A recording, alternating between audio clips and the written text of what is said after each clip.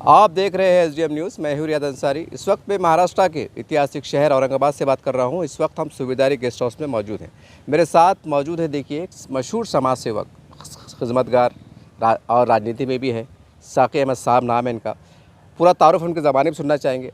और चूँकि हमारा पहले बता दूँ तमाम दर्शकों देखने वालों को, देखिए हमारा एक अभियान चल रहा है कि शहर में ऐसे चुनिंदा शख्सियत जो सभी धर्म समाज में पाए जाते हैं उनका इंटरव्यू कवर किया जाए, उनके ख़यालात को मालूम किया जाए, उनका एक्सपीरियंस आपके सामने रखा जाए, ताकि कुछ बातें, बुनियादी बातें आपके सामने आए कि माहौल में क्या चल रहा है, क्या होना चाहिए, क्या नहीं होना चाहिए। यही मकसद से इंटरव्यू कवर किया जा रहा है ताकि इनकी सलाहियत से, इनके तजुर्बे से हम इस्तेफ़ादा यानी फ़ायदा उठा सकें। सर, सबसे पहले हमारे चैनल में स्वागत है। सर, सबसे पहले अपना आपका मुकम्मल नाम तारुफ दीजिए आप। जी, आपका बहुत शुक्रिया। मेरा नाम साक़ी अहमद, मैं एसडीपीआई का जो तो कैडर हूँ और मैंने 2013 में जो तो एक सोसाइटी बनाई थी, उसके तहत जो तो मैंने Indian institute of fashion designing भी चलाया, जिसमें तकरीबन 7,000 ख़वातीन को जो तो ट्रेनिंग दी थी और 3,000 जो है तो गवर्नमेंट ऑफ महाराष्ट्र की जो तो लेडीज़ को जो तो ट्रेनिंग दी गई थी। उसके ज़रिए से 2009 में मैंने टेलरिंग संगठन भी बनाया और मैं जो तो सामाजिक कार्य करता रहता हूँ। और अभी जो तो social democratic party of India से जुड़ा हुआ हूँ। उसका जो तो मैंने वो ये है कि ज़मीन पे उतर कर जो सताए हुए लोग हैं, दबे कुचले लोग हैं, जिनके हक मारे जा रहे हैं, उनके लिए आप आवाज़ उठाओ, उनकी आवाज़ बनो, उनके लिए काम करो, उनको उनका हक दिलाओ लड़का। तो ये जो छोटा सा मेरा तारुफ है। सर, एक चलिए आप, क्योंकि आपने सवाल ये है कि आपने एसडीएफ पार्टी जिक्र किया। सर, ये बताइए कि आज की जो राजनीति है मौजूदा, इस खास के औरंगाबाद की राजनीति को आप कौन से जाविये से कैसे निगाह से देखते हैं, यानी यहाँ का आप कैसा मानते हैं ये राजनीति, यहाँ की राजनीति? यहाँ की जो राजनीति है, मैं जो देख रहा हूँ, जितने भी राजनीतिक पार्टी के जितने भी जो है तो नेतागण लोग हैं, वो ना खुद का ही ढंग से फ़ायदा कर पा रहे हैं और ना ही अपनी कौम का, अपनी आवाम का, अपनी जनता का फ़ायदा कर पा रहे हैं। वो सिर्फ सियासी पार्टियों के सिर्फ जो है तो एक क्या बोलना चाहिए कि इंस्ट्रूमेंट बन के रह गए हैं, एक बाजा बन के रह गए हुए हैं। सियासी पार्टियों के लिए नारे जो तो लगाना, पार्टियों के जो तो स्टेज सजाना, पार्टी के लिए जिंदाबाद मुर्दाबाद के नारे लगाना, लेकिन अवाम की जो जनता, अवाम और जो जनता है, उनके मुद्दों के लिए वो ना आवाज़ उठाते हैं, ना उसके लिए कुछ करते हैं, ना उनकी ज़िंदगी में सुधार के लिए कोई काम करते हैं। सर, एक सवाल है कि आज महाराष्ट्र में बोलो या पूरे इंडिया में बोलो, मुसलमानों की अपनी जमात कह सकते हैं, सियासी पार्टी कर सकते हैं, उसका मुसलमानों के लिए उससे जुड़ना मुसलमानों को ज़्यादा फ़ायदेमंद है या कोई सियासी पार्टी से?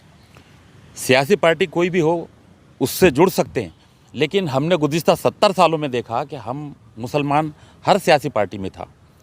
कोई ऐसी सियासी पार्टी आप बता नहीं सकते पूरी इंडिया में जिसमें मुसलमान मौजूद नहीं है। लेकिन किसी भी सियासी पार्टी से मुसलमान को कभी कोई फ़ायदा नहीं हुआ। अगर फ़ायदा हुआ होता तो आज की कंडीशन में मुसलमानों की पोजीशन दलितों से नीचे जो चली गई है, और सच्चर कमेटी की रिपोर्ट भी जो तो उस पर मौजूद है, तो इस पोजीशन में आज हम नहीं होते अगर हमको सियासी फ़ायदा उन सियासी पार्टियों से होता था। तो यहाँ सवाल ये होता है कि अभी हमसे बहुत ही जो तो ने पिछड़े हुए जो लोग थे, जो सदियों से पिछड़े हुए थे, जिन्होंने मुसलमानों के सहारे से जो है तो अपना सियासी कैरियर शुरू किया, हमारे दलित भाइयों ने जो है उनकी अपनी खुद की जो है तो पार्टियां बनाई। आज उनका सियासी वजन है और मुसलमानों का सियासी वजन कुछ भी नहीं है। मुसलमान सिर्फ सियासी भाड़े करी का रोल अदा कर रहे हैं। सर, आज जैसा आपने जिक्र किया सच्चर कमेटी का, सर मैंने भी इसको रिपोर्ट को पढ़ा हूँ। सर, उस रिपोर्ट में ये भी लिखा हुआ है कि इस देश का मुसलमान तमाम शोबे जात में, खासकर एजुकेशन की बात करूँगा मैं, वो तो हमारे दलित भाई, आदिवासी भाई से पिछड़ कर रह गए। आखिर क्या वजह है कि इतने 75 साल का अरसा हो जाता है, क्या मुस्लिम क़यादत आई, लीडरशिप आई, मुख्यमंत्री बने महाराष्ट्र के अंदर अब्दुर्रहमान दुल्ले साहब, उसके बाद भी मुसलमान किस तरह बिछड़ जाना क्या मायने रखते हैं?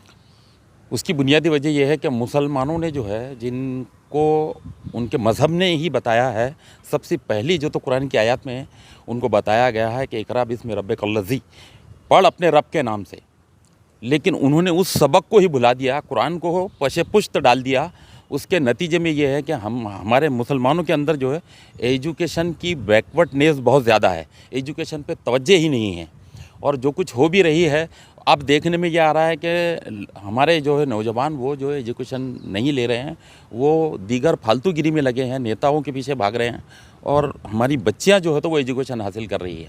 और ये जो है तो जो अगयार की जो है तो नज़रिए का भी एक ये है कि वो चाहते थे कि मुस्लिम लड़कियां जो है तो वो एजुकेशन हासिल करें और लड़कों को हम बेरोज़गार कर दें ताकि इनकी हर तरीके की जो मतलब जो यानी बैकबोन है उसको जो तो तोड़ा जाए। सर हमने कुछ वाक़यात को ऐसा देखा है कि कुछ लोग जो दत्तक लेते हैं, गोद लेते हैं। जी। सर ऐसा माहौल मुसलमानों में प्रवेश क्यों नहीं पाया, चाहे कोई छोटा मोटा नगर सेवक हो या आमदार हो, माजी आमदार हो, माजी खासदार हो या कोई और संगठन लोग हो, कि ये हर साल ऐलान करे कि आज भाई मैं मुसलमानों की 50 बच्चियाँ 25 बच्ची गोद ले रहा हूँ, अल्लाह का दिया सब कुछ है, जलाओ से जल रहा नहीं है, पूरे महाराष्ट्र की बात करूँगा मैं। तो भाई ठीक है, आप अपनी सरकार के भरोसे पर रहेंगे तो आप मर जाएंगे, आप खबर में चल जाएंगे, आपके हड्डे में नहीं मिलेंगे। मेरा खुला सवाल है ओपनली, ये मेरी मन की बात भी है कि ऐसा क्यों हो नहीं पाता कि एक नगर सेवक ने ऐलान कर देना कि मैं 2 बच्चे गोद ले रहा हूँ, एक आमदार ने बोलना कि 50 बच्चे गोद। ऐसा अगर माहौल क्रिएट होता है तो आपको लगता नहीं कि माहौल में सुधार आएगा? वो सुधार तब आएगा जब मुसलमानों के अंदर सियासी शऊर जागेगा। जी। मुसलमानों का सियासी शऊर जो है तो वो बेदार ही नहीं हो रहा है, और जिनका थोड़ा बहुत होता है वो भी अपने मफाद के लिए जो है काम करते हैं और कौम को फिर पशपुष्ट डाल देते हैं। मुसलमान इतनी अछूत कौम हो गई है, आपने जैसे कि कहा कि कोई कारपेंटर 2 मुसलमान बच्चों को क्यों नहीं लेता है, गोद नहीं लेता कि भाई मैं इनकी पढ़ाई लिखाई का, इनको जो तो एजुकेशन आखिर तक ये जहाँ तक करना चाहते हैं मैं करवाऊँगा और मैं इनको गोद लेता हूँ। वो इसलिए नहीं लेता क्योंकि मुसलमान को ख़ुद का हक लेना नहीं आता। वो कारपेंटर से सवाल ही नहीं करता कि मैंने तेरे को कारपेंटर बनाया, मैंने तुझे वोट दिया, तो 5 साल में तूने ये बुनियादी चीज़ें जो तो ड्रेनेज, पानी के पीने का जो तो पीने का पानी का मसला, ड्रेनेज का मसला, और जो तो स्वास्थ्य का मसला, और जो है तो स्कूलों का मसला, और जो तो बुनियादी सहूलतें जो तो सड़क वगैरह जो तो गली नाली, इन सब चीज़ों के छोटे छोटे मसलों पे भी वो सवाल नहीं करता, तो उसको ये सारी चीज़ों का जो तो कहा ये होगा। ये सियासी जो है तो यानी बेदारी ना होने का नतीजा है ये, कि दूसरे लोग खुद से नहीं करेंगे। बच्चा अगर नहीं रोता है तो माँ भी दूध नहीं पिलाती, तो वो कारपेंटर क्यों करेगा ऐसा, उसको ज़रूरत ही नहीं। हम बोलते ही नहीं ना, हमने बोले होते तो वो करा भी होता, तो हम बोलते भी नहीं हैं। सर आ जाता हूँ, आजकल ताज़ा विषय चल रहा है वक्फ बोर्ड का। सर वक्फ बोर्ड के ऊपर हम देख रहे हैं कि अगर मैं मराठवाड़ा की बात करूँ तो 30-35 साल से यहाँ पर एकदम कानून के दायरे में रहकर लूटमार हुई। जी बिल्कुल। और हमारे इस्लामी तंजीमें जमातों को भी होश नहीं आया, तमाम छोटे बड़े जो सियासी लीडर है छोटे बड़े उनको भी होश नहीं आया। जैसे ही मोदी जी ने डंडा हाथ में लिया तो होश में आ गए। आप कहते हैं कि मुसलमानों के दुश्मन है। सवाल ये है कि जब तुम्हारे सामने लूटमार हो रही थी तो वो क्या था, वो कौन सी कौम परस्त थी, इसके ऊपर क्या कहेंगे आप? हाँ, वो भी जो है तो एक फैक्ट है। जैसे हर घर के अंदर जो तो एक बच्चा बदमाश होता है, लेकिन इसका मतलब ये नहीं है कि उस पूरे घर पर कोई गैर कब्जा कर ले। जी, ये मैं आपको बोलना चाहूँगा। वक्फ बोर्ड के अंदर घापले हुए नहीं हुए ऐसा नहीं है, बिल्कुल हुए। और वक्फ बोर्ड के अंदर जो है तो वक्फ बोर्ड के जो सीईओ बने रहे, उसके जो मेम्बरान थे, इवन ये कि जिन लोगों ने वक्फ बोर्ड के लिए आंदोलन चलाया, थोड़े दिनों के बाद में वो मेंबर बन गए और फिर उन्होंने घपले कर जो तो अपनी प्रॉपर्टीज़ बनाई है। यहाँ के तो शहर के मुअज़्ज़िज़ लोग हैं, नाम लेने की ज़रूरत नहीं, आप समझ गए होंगे। जी, बाद में आकर जो तो वो आमदार खासदार जो भी बने, सब कुछ वो सारी चीज़ें हैं। तो होता ये है, ये सारी चीज़ें हुई है, लेकिन इसका मतलब ये नहीं है कि हमने वक्फ बोर्ड की तरफ से जो है तो जो अभी जो ये फांसीवादी जो हुकूमत है वो पूरी जो तो ज़मीन को हथियाना चाहती है, तो हमने छोड़ देना चाहिए। हमने अगर उसको छोड़ा, अब ये मामला जो है तो हमारे जो है तो अकीदे पर आ गया, हमारे ईमान पे आ गया। जी, हम मस्जिद में यानी कब्रिस्तान में दफनाए जाएंगे या मशीनों में जलाए जाएंगे। अच्छा, अगर हमने ये आज अगर वक्फ बोर्ड को नहीं बचाया तो कब्रिस्तान भी महफूज नहीं रहेंगे, हमारी जो तो मस्जिदें, हमारे जो तो खानकाहें, हमारी दरगाहें, कुछ भी महफूज नहीं रहेंगा, दरगाहें भी महफूज नहीं रहेंगी, और उसकी जो प्रॉपर्टीज़ है वो भी महफूज नहीं रहेंगी। ये अवेयरनेस इसके बाद में जो है तो इंशाल्लाह ये हुआ। ये अवेयरनेस पहले भी बहुत सारे लोगों ने करने की कोशिश की, लेकिन होता ये है कि जो ऐसे मक्कार लोग आते हैं, जो यानी फर्जी आंदोलन चलाते हैं और कुछ दिनों के बाद में अपना मफाद लेकर खामोश हो जाते हैं, ये उनकी वजह से जो है तो इसको सबसे ज़्यादा नुकसान पहुंचा है। तो ये होना चाहिए। आपने जो बहुत अच्छा मुद्दा उठाया कि ये अंदर का जो बदमाश है, इसको भी तो जो दुरुस्त करने की ज़रूरत है। सर ये हो सकता है, एक सवाल जहन में आ रहा है मेरे, और काफ़ी सोशल मीडिया पे चला ये कि जितने भी 4-5 हमारे इस्लामी तंजीमें हैं या सोशल जमातें हैं, जो भी संगठनाएँ हैं, कि ये जो है तो मतलब मस्जिद के अंदर जैसा एक मदरसे के लिए चंदा करते हैं, मस्जिद की चंदा करते हैं, सारी बात है, तो क्या मुमकिन नहीं कि हम चंदा करके जो है तो वक्फ की ज़मीन की वास्ते हिफाजत दीवार खड़े करें, तार फिक्सिंग करें, वहाँ पर इमारतें बनाएं, शॉपिंग मॉल बनाएं? क्या ऐसा मुमकिन नहीं है? ये सब करने की बिल्कुल भी ज़रूरत नहीं है। चंदा करके जो है तो वो करने की बिल्कुल कतई ज़रूरत नहीं है। इस हिंदुस्तान में मुसलमान जो तो इस हिंदुस्तान का शहरी है, और उसको भी पूरे अधिकार है। यहाँ पर जितने अधिकार जो है तो भाजपा में बैठे हुए किसी मिनिस्टर को है या भाजपा के प्राइम मिनिस्टर को जो अधिकार है, वो अधिकार मुझे भी है, वो आपको भी है, हर मुसलमान को है। हमको हमारे अधिकारों की लड़ाई लड़ना नहीं आ रहा, वरना कब्रिस्तान के लिए, वक्फ बोर्ड के लिए भी हम चाहकर जो तो लड़ सकते थे, बेहतरीन से बेहतरीन उसको जो तो बना सकते थे, जो खामियां है उसकी दूर कर सकते थे। लेकिन हमारी तंजीमें और हमारी ये भी जो है, ये कुछ दिनों के लिए जो है तो उठती है, एक वो करती है और वो एक कामयाब जलसा ले लिए, एक कामयाब आंदोलन कर लिए, उसके बाद खामोश बैठ जाते हैं। उसके बाद का जो फॉलोअप रहता है, आखिरी तक उसको मजबूर करके वक्फ बोर्ड की तरक्की के लिए काम करने लगाना, वो काम जो तो हमारे जो तंजीमें हैं, जो लीडरान है या जिन जिन लोगों ने जो तो वक्फ के लिए काम किया है, उन्होंने नहीं किया। ये हमारी खामी है। सर एक सियासी सवाल पे आ जाता हूँ। सर सियासी सवाल यूँ है कि आज जैसा कि मैं सेकुलर पार्टी बहुत खुल के कहूँगा, क्योंकि मेरा सपना सवाल नहीं है सोशल मीडिया पे कि सेकुलर पार्टी के जो सरबराह रहते हैं वो भी हिंदू, चाहे कोई भी पार्टी रहो, राष्ट्र अपने राष्ट्रवादी है, कांग्रेस, जो भी सब हिंदू है, और सेना भाजपा में भी हिंदू है। तो अब क्या ऐसा मुमकिन नहीं है कि शिवसेना या भाजपा है, कहीं ना कहीं उनकी तूती बोल रही, दबदबा है, दारा बढ़ रहा है कि मुसलमान इनसे खुलकर, इन सियासी गुलामी से आज़ाद होकर इनसे दो टोक बावखार तरीके से दोस्ती का हाथ बढ़ाए, मुआहदे करे कि भाई हम आपको वोट देते हैं, आप बदले में आप हमको क्या देंगे? क्या हो सकता है सर? बिल्कुल भी नहीं करना चाहिए। मैं बोलता, देखो जितनी सियासी सेकुलर पार्टियां हैं, गुज़िश्ता 70 सालों में हमने तमाम तर सियासी सेकुलर पार्टियों को आजमाया है। इन सेकुलर पार्टियों ने जो है तो सिर्फ आश्वासन और भरोसे दिलाए हैं।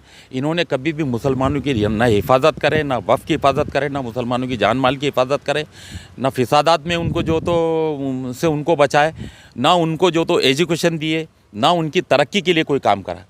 बस कुछ मुशायरों के लिए काम करवा दिए, कहीं पर जो तो हज हाउस बना दिए। ये ऐसे दिखावे के चंद काम जो तो उन लोगों ने किए हैं, और मुसलमानों को ये नहीं करना। हिंदुस्तान में सेकुलर मुसलमान के अलावा कोई भी नहीं है। मुसलमान जो तो आज भी, पहले ही सेकुलर था मुल्क के लिए, आज भी जो तो उसकी जहनियत सेकुलर है, वो हिंदू मुस्लिम नहीं करता। आज भी किसी हिंदू भाई पे मुसीबत आती है तो वो दौड़कर जो है तो उसकी मदद के लिए जाता है। अभी हालिया में कश्मीर का वाक़या है, उसमें भी आपने ये देखा। इससे पहले जो है तो कुंभ के मेले में जो हुआ, मुसलमानों का बायकॉट किया गया, मुसलमानों को मारा पीटा गया, रास्ते से हकाला गया, सब कुछ किया गया। उसके बाद जब वो इंस्टेंट हुआ जो है कुंभ का, वही मुसलमान दौड़ कर आए, उन्होंने ही मदद की। उन्होंने मस्जिद, मदरसे, सारी चीज़ें खोलकर, अपने घरों के दरवाजे खोलकर उन लोगों को रुकाया, उनकी खिदमत की, उनको खिलाया पिलाया, उनकी बीमारी का इलाज किया, हर चीज़ की। तो मुसलमानों से ज़्यादा सेकुलर और भाईचारे वाला जो तो इस मुल्क में कोई भी नहीं है। अब ये जो आप बोल रहे हैं कि भाई इन्होंने कुछ नहीं किया, तो ये जो फांसीवादी लोग हैं, जो जिनका मकसद ही जो है मुसलमानों का और इस्लाम दुश्मनी पर जो है, ये इस्लामोफोबिया पर बनी हुई जो तो पार्टी है, ऐसी पार्टी के साथ मुसलमान का जाने से कतई फ़ायदा नहीं हो सकता। आर्जी फ़ायदे जैसे इससे पहले कांग्रेस, राष्ट्रवादी, समाजवादी, ये वादी वो वादी, इन्होंने जो दिए वो दे सकते हैं ये, लेकिन ये कभी भी आपका ये नहीं करते। मुमकिन है ये आपको करीब बुला के, गले मिला के, गले मिलकर जो है आपकी पीठ में खंजर जो तो खोपने का काम करेंगे। तो ऐसी पार्टियों से तो बिल्कुल जाना नहीं चाहिए, जो नज़रिए तौर पे अपने नज़रियात से भी मेल नहीं खाती है। सर एक सवाल ये है, सियासी तौर पर अक्सर ऐसा क्यों कहा जाता है, जो मुसलमान जो सियासी पार्टी से जुड़ा हुआ होता है तो वो अपने सियासी पार्टियों का ज़्यादा ग़ुलाम होता है, ऐसा कहा जाता है। वो कौम का वफ़ादार कम होता है, कहीं तो उनको मीर जाफ़र दलाल तक कहा जाता है। ये कहाँ तक सही मानते हैं आप? उसमें यह है कि जो हर सियासी पार्टी है ना, उसने अपनी एक घेराबंदी और एक बाउंडिंग करके रखी हुई है। वो एक बाउंड्री बना के रखी हुई है, और वो बाउंड्री के अंदर जो तो बहुत सारे जो तो पॉइंट दे के रखे हुए, ये करना, ये नहीं करना, यहाँ से वो नहीं जाना, पार्टी का प्रोटोकॉल, ये वो सब। और वो प्रोटोकॉल बोले तो एक्चुअल में पार्टी की गुलामी होती है। प्रोटोकॉल बोले तो वो एक्चुअली में पार्टी की गुलामी है। ज़्यादा कुछ करा तो ऊपर से ये आते, आदेश आ जाते, वो खामोश हो जाता, उसको उसका मफाद भी जो तो दिखता, फिर तो वो भी वजह रहती उसकी। अगर कोई ऐसा बहुत बोलने वाला भी रहा, वो उसने मफाद छोड़कर भी जो तो अगर उसने ये करा पार्टी में से, पार्टी उसको किसी न किसी स्टैंड में जो तो अटकाकर जो है उसको बदनाम करके पार्टी से खारिज कर देती है। तो ये वजह है कि भी लोग नहीं है जो तो आवाज़ उठाते उसके ताल्लुक। सर एक बहुत कश्मकश भरा सवाल है। देखिए जैसा अभी आपने कहा कि बीजेपी शिवसेना से हम दोस्ती नहीं कर सकते, उसकी वजूहत भी आपने बता दी। सेकुलर पार्टी भी मुसलमानों को इस्तेमाल कर रही है, और मुसलमानों के अगर चंद सियासी पार्टी जमात बना भी ली जाए तो ना इतने आमदार चुन के आते, ना खासदार चुन के आते, यानी कि आप जाते वहाँ हैं तो फिर मुसलमान जाएँ कहाँ? एक बात बहुत अच्छा आपका जो तो सवाल है। बीजेपी जो थी उनका ना कोई आमदार था ना खासदार था, फिर उसके बाद जो तो उनके 2 खासदार आते थे चुनकर बस, और वो 2 का आंकड़ा उनका जो तो दशकों चला जी। लेकिन 2014 के बाद जो तो उनकी किस्मत खुली और उन्होंने जो है तो फिर सत्ता बनाई। पिछले 11 सालों से जो तो वो हुकूमत कर रहे हैं। 2 से जो है तो आज वो हुकूमत में पहुँचे हैं जी। गलत तरीके से, जो भी तरीके से, वो सारे गलत तरीके से बने। उन्होंने भ्रष्टाचार किया, उन्होंने वो सब डिसरप्टिव एक्टिविटीज़ की जो संविधान के खिलाफ है। जी हैं? जी। तो हम उसकी बात तो करते नहीं। हम आज मुसलमानों के अंदर ऐसी पार्टियां हैं। मुस्लिम बेस पार्टी की बात मैं नहीं करता, क्योंकि अगर मुस्लिम बेस पार्टी की बात करेंगे तो उसको तुरंत काउंटर कर दिया जाएगा कि ये जातिवादी पार्टी है। जैसे हम शिवसेना को जो है तो मुसलमान जातिवादी पार्टी मानता, जिस तरह से आप भाजपा है, उसके अलावा और कोई ऐसी कोई जिस हिंदू संगठन के नाम से अगर कोई पार्टी रहेंगे तो उसको जातिवादी बोलेंगे। वैसे ही मुस्लिम नाम से अगर कोई पार्टी रहेंगे उसको जो तो फिर हमारे हिंदू भाई जो तो वो बोलेंगे। मुल्क के अंदर एक ऐसी पार्टी है, social democratic party of India, जो तमाम धर्म के लोगों को लेकर चलती है और उस पार्टी का नाम है social democratic party of India, यानी सामाजिक लोकतांत्रिक पार्टी। जी। तो उससे जुड़ने में क्या तकलीफ़ है? उसमें जो है तो हमारे दलित भाई जुड़ रहे हैं, उसमें जो तो ऊपर जो तो हमारे जो तो उसमें ब्राह्मण भी है, उसके अंदर बहुत सारे लोग हैं, उसके अंदर उसमें क्रिश्चियन भी है, उसके अंदर जो तो मलयाली लोग हैं, बहुत तो केरला और कर्नाटक के अंदर अल्हम्दुलिल्लाह बहुत इससे चल रही है। इस पार्टी को लोग बोलते थे कि 4 लोगों की पार्टी है, ये बिल्कुल नहीं चलेंगी, क्योंकि ये ट्रांसपेरेंसी वाली जो है तो पॉलिसी लेकर चलती है, भ्रष्टाचार नहीं करना चाहती, भ्रष्टाचार करने भी नहीं देना चाहती, और साफ़ सुथरी जो तो सियासत जो तो हिंदुस्तान में लाना चाहती है। ये नामुमकिन है। जिन लोगों ने नामुमकिन बोला था, आज मुल्क के 23 रियासतों में जो तो SDPI काम कर रही है। मुमकिन है सब, आपको आगे बढ़कर जो तो उसमें ये करना पड़ेगा। और जो फांसीवादी नहीं है, जो सो कॉल्ड सेकुलर पार्टियां हैं, जिनको हम सेकुलर पार्टियां बोलते हैं, अब नाम लेने की ज़रूरत ही नहीं, सभी है उसके अंदर। उन लोगों ने भी जो तो उनको अंदर डालने का काम किया, क्योंकि उन्होंने भाप किया है कि ये जो है तो भ्रष्टाचार मुक्त और यानी ट्रांसपेरेंसी वाली साफ़ सुथरी सियासत को हिंदुस्तान में लाना चाहते हैं। इससे हमारा जो तो पूरा बंटाधार हो जाएगा। इसके लिए उन्होंने उनको जेलों में पहुंचाने का काम किया। आज भी हमारे MK फैज़ी जो है, ये फांसीवादी सरकार ने जो तो उनको जेल में डाल दिया है, वक्फ बोर्ड के मुद्दे को पूरी ताकत से उठाने से। साल भर पहले से वक्फ के मुद्दे के ऊपर जो है तो सोशल डेमोक्रेटिक पार्टी काम कर रही थी। मुस्लिम पर्सनल लॉ बोर्ड अल्हम्दुलिल्लाह जो तो अब पूरी तरीके से एक्शन में आ गया हुआ है। तो उसी के नतीजे में क्या पूरे इंडिया लेवल पर जो तो इन्होंने वक्फ बोर्ड के मुद्दे को जो तो पहुंचा दिया। तो ये फांसीवादी सरकार के रास्ते में रोड़ा है, तो उन्होंने MK फैज़ी साहब को जो तो हमारे जेल में डाला है। और उसके बाद भी उन्होंने सोचा था कि इनके नेशनल प्रेसिडेंट को अगर जेल में डाल देंगे, पार्टी ख़त्म हो जाएंगी। ये पार्टी कैडर बेस्ड पार्टी है और ये कभी ख़त्म नहीं होंगी। इसमें एक अगर कभी मेरे जैसा साधारण बंदा भी रहेगा ना, वो भी पार्टी को आगे बढ़ाने के लिए काम करते रहेंगे अपने मरते दम तक। सर चल आ जाते हैं आखिरी से दो सवाल आखिरी के ले लेता हूँ। अब मैं आ जाता हूँ औरंगाबाद के ऊपर। औरंगाबाद के अंदर बड़ा घमासान चल रहा है। सिरसा साहब के ऊपर आरोप लग रहे हैं। इम्तियाज़ जलील साहब ने उनको बाज़ाब्ता सबूत पेश किए गए हैं, और फिर उन्होंने इम्तियाज़ साहब भी आरोप लगे हैं कि उन्होंने भी बंगला बनाया, मन्नत बनाया, जो भी करना है। तो सर औरंगाबाद की इस घमासान को, और क्योंकि यहाँ के इसकी सियासी असरात यहाँ मुरतब पड़ रहे हैं जी, तो आप एक बतौर सियासी पार्टी की तमाम घमासान को, झगड़े को, सियासी झगड़े को कहाँ तक सच मानते हैं और इसके असरात क्या मुरतब होंगे? ये असल में जो है तो ये एक पूरा जो है सियासी स्कैंडल है ये जी। यानी इसके अंदर जो आप देख रहे हैं, जैसे वो सिरसाट जो है, ये वही सिरसाट है जिसने अल्लाह के नबी सल्लल्लाहु अलैहि वसल्लम की आहानत करने वाले बाबा रामगिरी की हिमायत का ऐलान करा था। और उसके बाद हमारे ये जो दूसरी पार्टी के जो है तो हमारे जो रहनुमा हैं, उन्होंने उससे गले भी मिले थे जाकर, जबकि एक जो तो शाती में रसूल के साथ हमारा खड़े होना ही जो तो जहन्नुम जाने के बराबर है। तो अब उसके बाद जो तो अब उसकी मुखालिफत हो रही है, और वो जो है तो इनकी मुखालिफत में उसने जो है तो बाकायदा जो है तो पूरे शहर में आग लगाई हुई है। पैसों का इस्तेमाल उधर भी हो रहा है, पैसों का इस्तेमाल इधर भी हो रहा है। इसमें जनता के मुद्दे गायब हो गए हैं जी। यहाँ औरंगाबाद की जनता के मुद्दों के लिए ये जो बड़ी बड़ी दो सियासी ताकतें आपस में रस्साकशी कर रही है, इस औरंगाबाद की अवाम के लिए इन्होंने क्या करा, उसके लिए क्या कर रहे हैं? कुछ भी नहीं। उसके लिए उन्होंने कुछ भी नहीं करा। 5 साल से जो तो महानगर पालिका में इलेक्शन नहीं हो रहे हैं। औरंगाबाद को स्मार्ट सिटी डिक्लेयर किया गया है। आप खुद जो है तो मुशाहिदा करते हैं, ये औरंगाबाद जो तो स्मार्ट सिटी के आप देखते होंगे तो रास्तों के ऊपर ड्रेनेज का पानी बह रहा है, कहीं पर ड्रेनेज का पानी पीने के पानी के अंदर आ रहा है।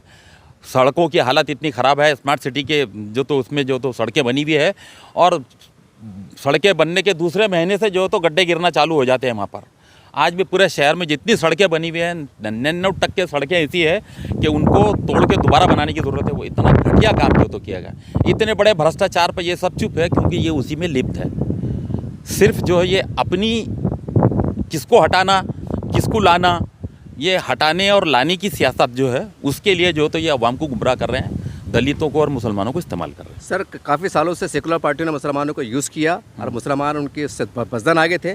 बाद में 2014 में आमदर की शक्ल में इम्तियाज़ साहब को चुनकी थी, इमाम पार्टी को लोगों ने भरोसा जताया क्योंकि वो मुसलमान बगावत कर दी थी कि हम तुम हमारा कब तक शोषण करेंगे, तो बगावत के तौर पर उन्होंने इमाम को वोट दिया। तो इमाम को वोट यहाँ पर दिया जी, तो यहाँ के कैसा मानते हैं आप, मुसलमानों का कितना विकास हुआ नहीं हुआ, का शेवाकी भ्रष्टाचार कम हुआ ख़त्म हुआ, कैसा देखते हैं आप इसको? हम गुज़िश्ता 70 सालों से हर पार्टी को जो तो आजमा रहे थे जी। तो हमारी अपनी जो है तो पार्टी जो थी MIM जो है, और हमारे अपने मुसलमान जो तो रहनुमा थे, तो हमने उन पर क्यों नहीं भरोसा करना चाहिए। हमने भरोसा किया, मैं भी उनका जो तो अब तक के कारपोरेशन से लेकर आमदार खासदार, और अभी दोबारा जो तो इम्तियाज़ जलील साहब खासदार जो तो खासदार का इलेक्शन हारे, फिर दूसरे से भी जो तो अभी हारे वो, तो भी जो है हमने जो है तो उन्हीं को वोट दिया।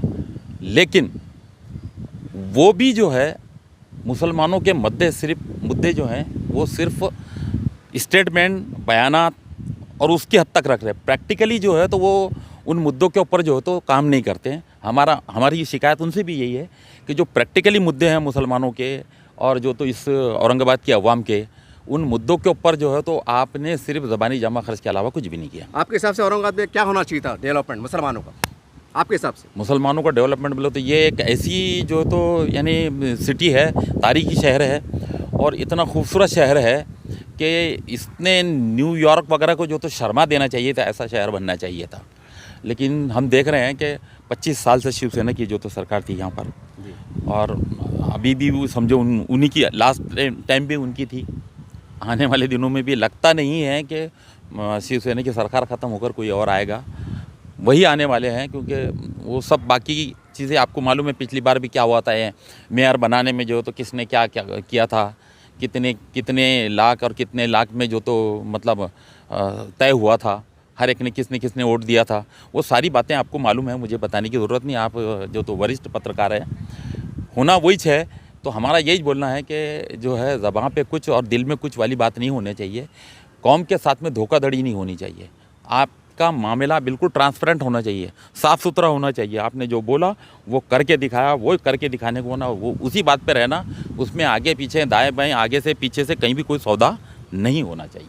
आखिर में जाते जाते औरंगाबाद के खासकर यहाँ की जनता को और खासकर मुसलमानों को जो एक अभी भी संघर्ष कर रहे हैं कि काश हमारा कुछ फ़ायदा हो जाए, हमारा बेड़ा पार हो जाए, और आने वाले समय में जो तो कॉर्पोरेशन चुनाव भी आने वाले हैं जी, आपके पार्टी की जिम्मेदार की हैसियत से भी आप क्या पैगाम देना चाहेंगे?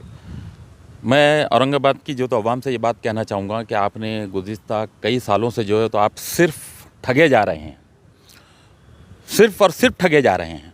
तो अब की बार जो है तो आप कम से कम होश के नाखून लें, और वो जो ऐन मौक़ों पर जो तो आकर वो आपके जज्बात को मुश्तैल कर देते हैं और फिर उसको वोटों में तब्दील कर देते हैं, और आप भी जो है तो जज्बात में आकर वोट दें। आप जज्बात में आकर बिल्कुल ना वोट दें, अपने बच्चों का मुस्तकबिल देखें। यहाँ पर जो है तो एजुकेशन की हालत इतनी ख़राब हो गई हुई है औरंगाबाद में, मराठी, हिंदी और उर्दू कई स्कूलें बंद कर दी गई है। सरकार का ये पूरा प्रोग्राम चल रहा है पूरे इंडिया के अंदर। 2023 का आंकड़ा मैं आपको बोलना चाहूँगा, 20 लाख स्कूलें सरकारी जो है तो बंद कर दी गई है। और सरकार का जो तो ये फार्मूला है कि सारी जो तो स्कूलों का प्राइवेटेशन किया जाएगा और सारी सरकारी जो स्कूलें जो तो उनको दी जाएगी। अब हम देख रहे हैं कि जो प्राइवेट स्कूलें जो चला रहे हैं जो लोग, उनकी मनमानी भी हम देख रहे हैं। वो एजुकेशन माफिया बन के बैठे हुए हैं, वो भी हमको लूट रहे हैं, हमारे बच्चों के मुस्तकबिल को ख़राब कर रहे हैं। हम वहाँ पर बड़ी मोटी मोटी फीसें देने के बाद भी हम उनसे भी सवाल नहीं करते हैं। तो हमको जागना होगा एजुकेशन के ताल्लुक से। एजुकेशन के बगैर कभी किसी का भला नहीं हो सकता, एक वो बात है। यहाँ पर जो तो स्वास्थ्य के मामले में जो है तो हमने जो घाटी प्रशासन है, काम कैसा हो रहा है नहीं हो रहा, बहुत सारी कमियां हैं, बहुत सारी चीज़ें नहीं हैं। इतना जो तो बड़ा इतनी बड़ी सिटी होने के बाद में यहाँ पर बॉम्बे में जो सहूलत है वो सहूलतें यहाँ होनी चाहिए थी दवाखाने में हेल्थ के ताल्लुक से, वो नहीं है। हमको बुनियादी सहूलतें भी नहीं मिलती। बाज़ औक़ात तो डॉक्टर लिख देते हैं और वो गरीब लोग जो तो बाहर चंदा मांगकर जो तो दवाई लाने पे मजबूर होते हैं। ये हो गया समझो सेहत का काम, एजुकेशन का काम, सेहत का काम हो गया। अब उसके अलावा जो बुनियादी सहूलतें हैं जो है हमारे ड्रेनेज के पानी का, पीने के पानी की ये बुनियादी सहूलत है। आज़ादी को 70, 77, 78 साल हो गए और अब तक के हम उसी से जूझ रहे हैं कि ड्रेनेज का पानी आ जा रहा। तो स्मार्ट सिटी बना रहे हैं हम और अभी तक ड्रेनेज के पानी से निजात नहीं मिली। वो ड्रेनेज का पानी वो नल की पाइपलाइन में क्यों जा रहा है? इतना घटिया काम जो तो महानगर पालिका का जो तो क्यों है? 5 साल से तो प्रशासन है। प्रशासन होने के बाद में जो लोग सियासी लीडरों पे डाल सकते हैं आप, तो प्रशासन है, वो प्रशासन जय श्रीकांत साहब जो है तो अपने आप को बड़े सिंघम बोलते हैं। उन्होंने क्या कर ली है? उनकी नाक के नीचे इतना सारा भ्रष्टाचार हुआ, हर जगह पे भ्रष्टाचार होता, रोड पे भ्रष्टाचार हुआ। रोड पे ये रोड के जो है तो गड्ढे जो है तो बयान कर रहे हैं कि इसमें भ्रष्टाचार हुआ। इसमें जय श्रीकांत साहब की भी कितनी भागीदारी है, ये चीज़ का भी सवाल उठाता है। ये जो रोड के गड्ढे ये भी सवाल उठाते हैं। या ड्रेनेज का पानी जो तो पीने के पानी में मिलता है वो सवाल उठाता है। ये रोड नहीं है, कच्चे रोड है, गलियां हैं और पूरे कचरे के अंबार लगे हुए हैं। आज भी कचरे के अंबार आपको कई जगह पे मिल जाएंगे।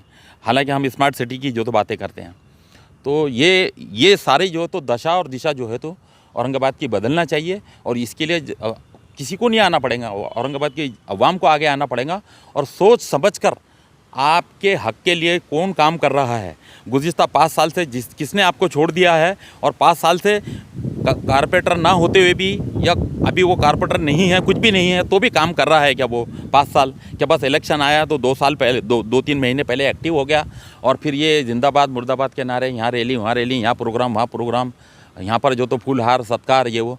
तो ये ऐसे लोगों को जो है तो आप दूर का सलाम करो और जो रियल फैक्ट में आप लोगों की खिदमत कर सकते ऐसे लोगों को, नए लोगों को जो तो मौका देना चाहिए। ये पुराने बाजीगरों को, बदमाशों को बिल्कुल मौका नहीं देना चाहिए। सर एक आखिरी सवाल जहन में आएगा सर। अक्सर ये चुनाव के अंदर हम देखते हैं कि चुनाव में जब जैसी करीब आ जाता है, माहौल गर्मा जाता है, ये मेरा आखिरी सवाल है, तो हल्लू से मुसलमानों के मतलब जलसे से भी आवाज़ आती है, नारे तकबीर, अल्लाह अकबर। और हमारे जो हिंदू के शिवसेना है, भाजपा, ये बोलते हैं जय श्री राम या बजरंग बली या अली। ये पहले नहीं देखा जाता था। हाँ, तो इसको कैसा देखते हैं आप? ये असल में ये हुआ कि ये असल में जुगलबंदी चल रही है। आपको समझना पड़ेगा, मैं इशारों में आपको बात बताऊँगा। एक मुस्लिम बेस पार्टी और एक कट्टर हिंदुत्ववादी पार्टी। अच्छा। तो इधर से जो है तो पहले जो तो नारे तकबीर, एक चीज़ के ऊपर नारे तकबीर लगाकर जो तो एक मुद्दे को उठाकर जो है तो मुद्दा जो है तो भाजपा के पाले में डाला जाता है। अच्छा। भाजपा उस मुद्दे को भुनाती है और उसको लेकर जो है तो पूरी तबीयत के साथ में जो है तो हिंदुत्ववादी मुद्दे को लेकर जो है तो हिंदुओं के जज्बात को भड़काकर जो है तो मुसलमानों की कुटाई करती है अच्छी तरीके से, सियासी और समाजी और वो सब। और वोटों का ऐसा फिर पोलराइजेशन होता है, यानी पूरे जहन जो तो लोगों के तब्दील हो जाते हैं और उनके जहनों को जो है तो हिंदुत्व की तरफ जो है तो माइल कर दिया जाता है और फिर उसका नतीजा ये होता है कि वो वोटों में कन्वर्ट होते हैं। तो ये जो है जुगलबंदी चल रही है, हम ये करेंगे तुम वो करना, हम गाली देंगे तुमने गाली देना, मतलब मिलजुल के। हाँ, बस हम तुम्हारे आंख पर लड़ने के लिए आएंगे, मारने जैसा करेंगे, तुमने भी डरने जैसा करना, तो वो मारने जैसा करेंगे, तुमने डरने जैसा करना। ये जुगलबंदी है, इसको समझने की ज़रूरत है। देखिए, इस तरह से साकी अहमद साहब एक सामाजिक कार्यकर्ता है, राजनीतिक पार्टी से जुड़े हुए हैं। हमने तमाम बातों का अहाता किया, हर बात को हमने सवाल की शक्ल में लिया। इनके तमाम जवाब आपके सामने है, यानी गोया जनता की अदालत के सामने है। आपको तय करना है इसमें क्या सही है क्या गलत है। लेकिन बहुत सी बातें दिल को छूने वाली थी, दिल को छूने वाली है। अब आपको तय करना है कि 4 महीने के बाद चुनाव आने वाले हैं। आपको अपने विकास के लिए, वार्ड के लिए और ख़ासकर मुसलमानों के लिए और ख़ासकर हिंदू मुस्लिम एकता के लिए आपको कहाँ जाना है, किस तरह जाना है और अपने कौन है, छुपे हुए कौन है, आस्तीन के सांप कौन है, जो भी है ये आपको समझ जरूरत है। क्योंकि आप हर कोई आके घर पे नहीं बोलेगा। अगर आप होशियार होते हैं, आप बेदार होते हैं तो आपका भविष्य बच सकता है, आपका विकास हो सकता है। वरना क्या है, फिर यही तबाही का सिलसिला चलते रहेगा और हम ये बोलते बैठे रहेंगे कि ज़माने को क्या हो गया, देश को क्या हो गया, राजनीति को क्या हो गया। बस इसी बात से आपसे अलविदा होता हूँ। देखते रहिए आप SDM न्यूज़ चैनल। जय हिंद, जय महाराष्ट्र।